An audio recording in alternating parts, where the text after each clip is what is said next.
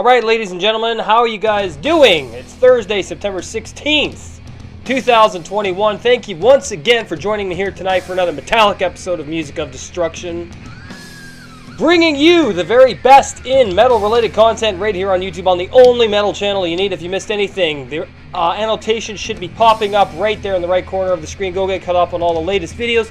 Of course, I do appreciate it. Thank you very much for joining, and subscribe and like the video and share it. If you want me to review anything, make suggestions in the comment section below. Slam, deathcore, metalcore, and modern tech death obviously are not fucking welcome. If you like those genres, great. I can't stand them.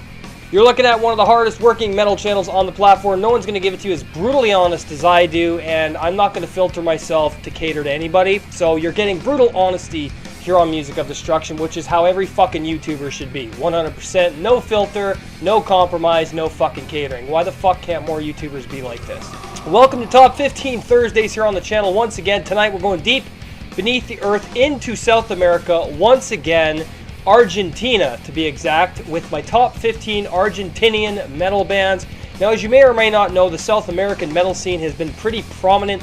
Lots of amazing bands have come out of the southern hemisphere, and I find myself looking to a lot of southern regions like Costa Rica, Argentina, Brazil, and many places. Cuba. I'm going to be doing some Cuban metal bands very soon.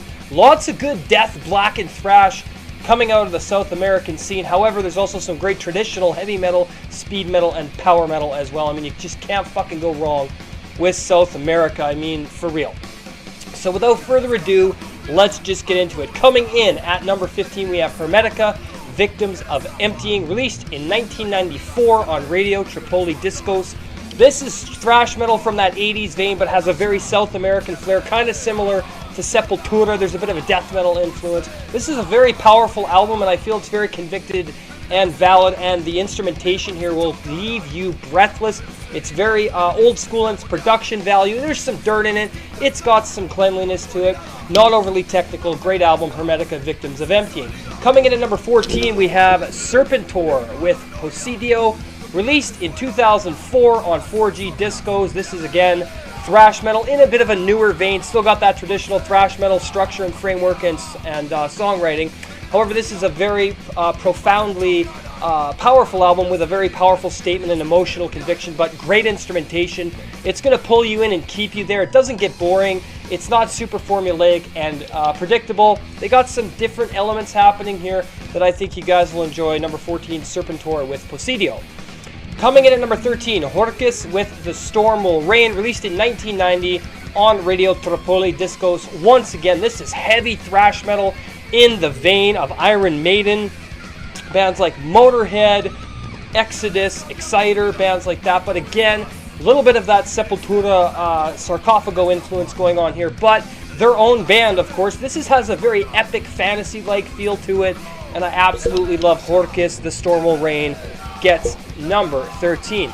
Coming in at number 12, Visceral, their self-titled, released in 1998 on VSL Records. Again, more thrash metal. This one has a little bit more of a cleaner production, but still has that garage dirt in it.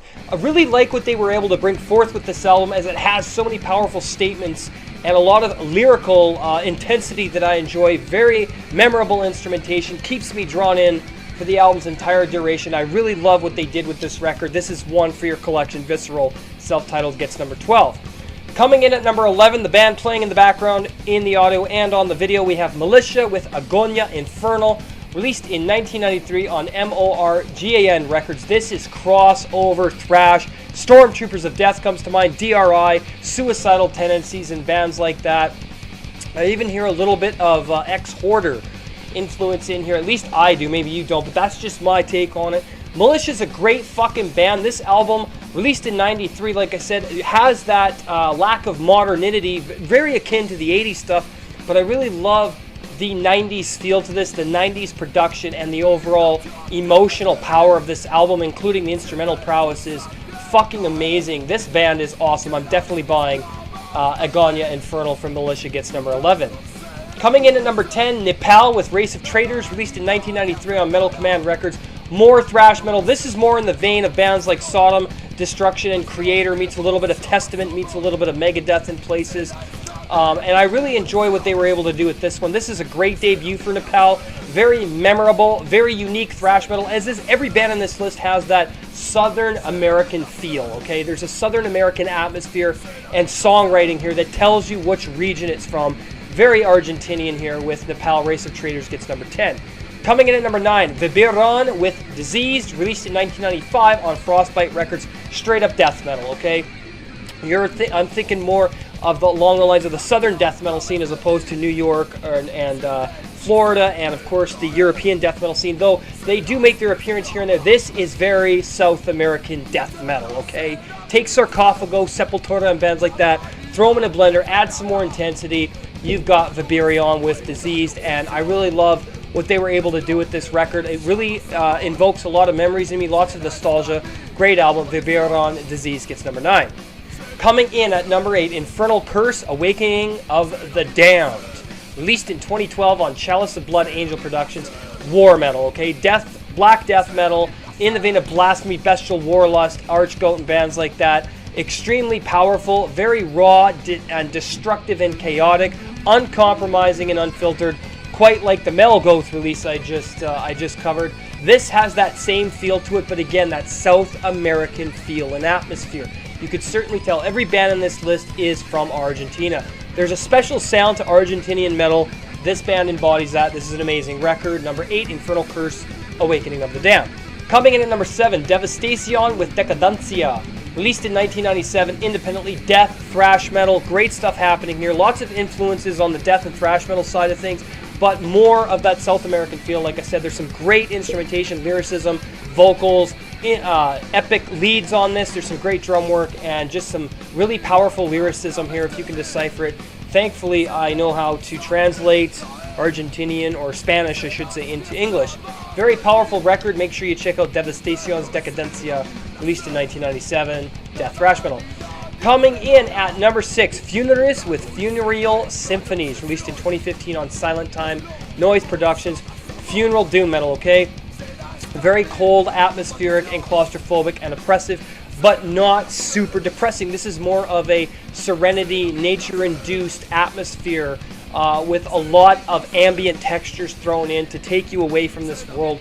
Very enchanting record, very captivating listen. Some great long monolithic tracks on here that will keep your attention. Extremely atmospheric. I really love Funeris. Funeral Symphonies gets number 6. Coming in at number 5, Often Barong with Manifestus, released in 2019 on Expansion Abyss Records. Cosmic, atmospheric black metal. Cold, desolate, cosmic. That's all you need to know, man. If you want to feel like you're being carried into a black hole, a void of nothingness, completely forgotten, no existence, no memories of existence, primordial, this is your listen. Very much in the vein of bands like Ekferis, True Noir, and Algorithm of Void is what comes to mind when I listen to Often Barong. However, there's a bit of Dark Space influence in here as well, though it is a little bit slower. You can definitely tell where a lot of his influences came from. This is a great album. Number 5, Often Barong, Manifestus. Coming in at number 4, Prion with Time of Plagues, released in 2003 on Furious Records. Straight up death metal. You get that awesome death metal feel. There's a little bit of a raw production here, a little bit clean. It's not super modern. It would be in the vein of 90s death metal with a bit of a 2000s flair, but again, Southern Hemisphere influenced, Argentinian influenced. Very unique sound with these guys, and very honest and convicted and passionate. Lots of great instrumentation here that will keep you coming back. Number 4, Prion, Time of Plagues. Coming in at number 3, Smerte to Mars and Beyond, released in 2009 independently, DSBM. Okay, this is as grim as it fucking gets. Bands like Xaster come to mind with this. Bands like Streborg, Draugr, Asceti, Make a Change, Kill Yourself, Claustrophobia. Bands like that. Even I would say a couple of others that I've got so much DSBM. It's very hard to cite influence, but I can hear a lot of that USBM influence. But again, I hear a lot of European influence in here as well. But of course, Argentinian. Very great album. Very contemplative. You're going to want to check out Smerte to Mars and Beyond. Coming in at number 2, Chaosophia, 6th Extinction, released in 2010 on Black Noise Records. More DSBM, okay? Very depressing, misanthropic, grim, and haunting. The atmosphere encircles you and engulfs you, wraps its hands around your throat, and some great stuff going on here. I really enjoy this record. If you love DSBM, you know what it's about. However, again, these two DSBM bands have a very Argentinian sound. Lots of misery and oppression coming out of these two recordings. Make sure you check it out. Coming in at number 1, Void with their self-titled, released in 2020 on VIC Records, black metal. Pure, cosmic, hateful black metal. I was so blown away by this for a 2020 release. That's why it gets number 1. I haven't heard anything like this in a very long time. I'm going to be ordering this album as well. I'm doing a full in-depth review on it. This reminds me of being completely obliterated, okay? It's like you're not even in existence anymore when you listen to this.